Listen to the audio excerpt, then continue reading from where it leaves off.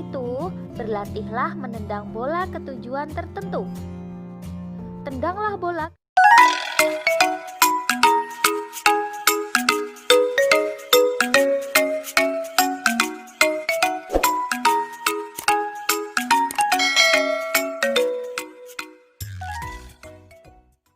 Bismillahirrahmanirrahim.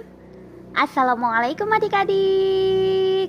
Di video kali ini kita akan belajar materi kelas 3, tema 3 benda di sekitarku, subtema 3 perubahan wujud benda, pembelajaran 2. Tujuan pembelajaran ini sebagai berikut.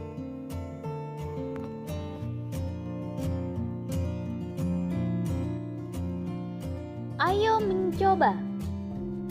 Asyiknya membuat es krim. Pernahkah kamu mencicipi es krim? Rasa es krim bermacam-macam. Es krim terasa segar jika dinikmati di siang hari yang panas. Lakukan percobaan membuat es krim. Alat dan bahan yang dibutuhkan: yang pertama, 2 buah kantong plastik dengan perekat atau zipper. 1 berukuran besar dan 1 lagi berukuran sedang. Berikutnya, handuk kecil atau sarung tangan. Kemudian, 300 ml krim segar atau susu atau santan. Lalu, 2 sendok makan gula pasir. 6 sendok makan garam batu. Dan 2 mangkok es batu berbentuk dadu. Cara membuat es krim. Langkah pertama, campurkan susu atau santan segar dengan gula ke dalam kantong plastik yang berukuran sedang. Rekatkan ujung plastik dan pastikan plastik benar-benar rapat. Langkah yang kedua, masukkan potongan es batu dan garam ke dalam kantong plastik besar. Kocok sebentar agar es batu dan garam tercampur. Langkah yang ketiga, masukkan kantong plastik sedang yang berisi susu atau santan ke dalam kantong plastik besar yang berisi es batu dan garam. Kemudian, tutup dengan rapat perekatnya pada plastik besar. Langkah yang keempat, kocok dan pijat-pijat kantong plastik tersebut selama 10 menit. Gunakan handuk atau sarung tangan agar tidak terlalu dingin ketika menyentuh. Langkah yang kelima, keluarkan kantong plastik sedang. Kemudian, bersihkan atau lap dengan kain untuk menghilangkan garam yang menempel. Langkah yang keenam, buka kantong plastik tersebut dan tuang ke dalam gelas atau mangkok saji. Es krim siap dinikmati. Selanjutnya, mari kita jawab pertanyaan-pertanyaan berikut. Pertanyaan yang pertama, apa wujud susu atau santan di awal pembuatan es krim? Ya, wujud susu atau santan di awal pembuatan es krim, ya, wujudnya apa? Cair. Oke, awalnya cair susu dan santannya. Kemudian pertanyaan yang kedua, apa wujud susu atau santan di akhir pembuatan es krim? Wujud susu atau santan di akhir pembuatan es krim adalah padat. Lalu, sebutkan perubahan wujud yang terjadi pada pembuatan es krim.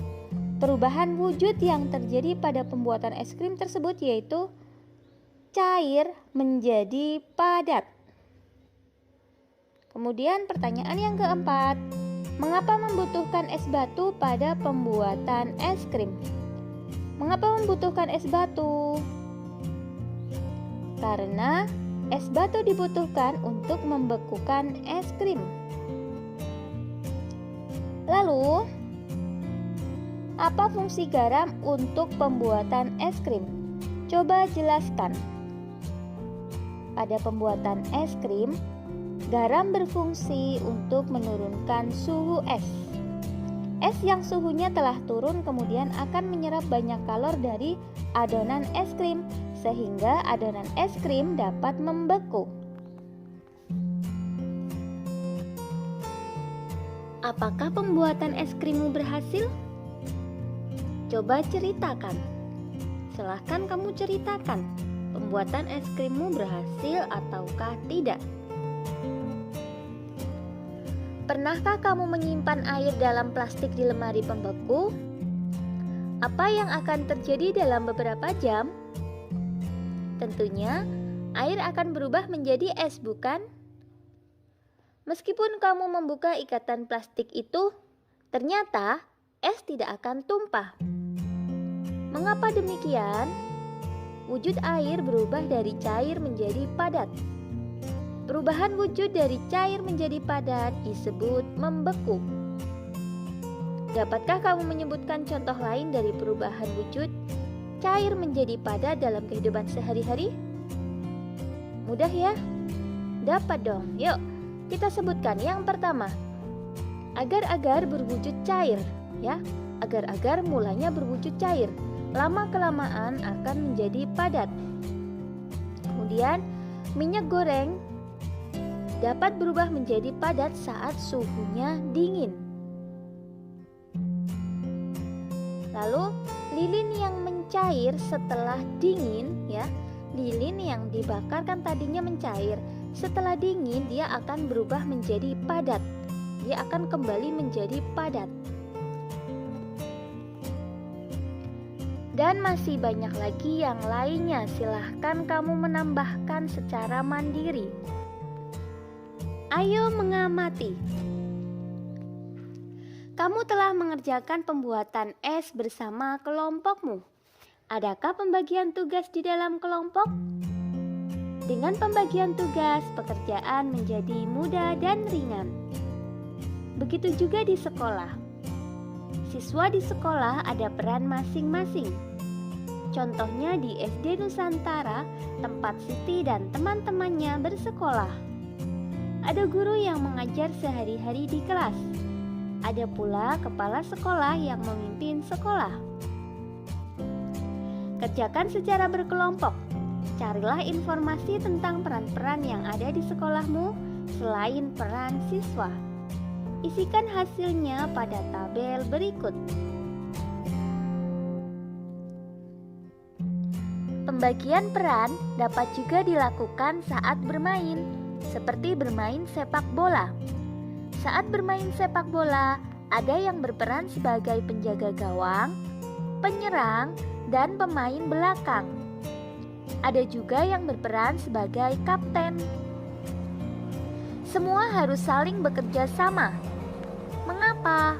Karena untuk menghasilkan permainan yang terbaik. Permainan sepak bola sangat menyenangkan. Mari pelajari teknik menendang bola. Sebelum bermain, lakukanlah pemanasan dengan membentuk lingkaran. Jika gurumu memberi aba-aba mencair, maka kamu harus berlari. Jika gurumu memberi aba-aba membeku, maka kamu harus segera berhenti di posisi terakhirmu. Hal ini seolah-olah membeku dan tidak boleh bergerak. Anak yang bergerak saat membeku akan dikeluarkan dari barisan. Setelah itu, berlatihlah menendang bola ke tujuan tertentu. Tendanglah bola ke tujuan yang ditentukan. Apakah kamu berhasil menendang bolamu ke tujuan tersebut? Lalu, perhatikan cara gurumu menendang bola. Lakukan seperti yang dicontohkan gurumu. Selanjutnya, buatlah dua kelompok dan berbarislah saling berhadapan. Tiap-tiap kelompok secara bergantian menendang dan menangkap bola. Untuk kegiatan bersama orang tua, silahkan diskusikan tentang peran yang ada di sekolah. Hal tersebut untuk menanamkan sikap menghormati semua peran yang ada di sekolah, karena semua peran mempunyai fungsi yang penting.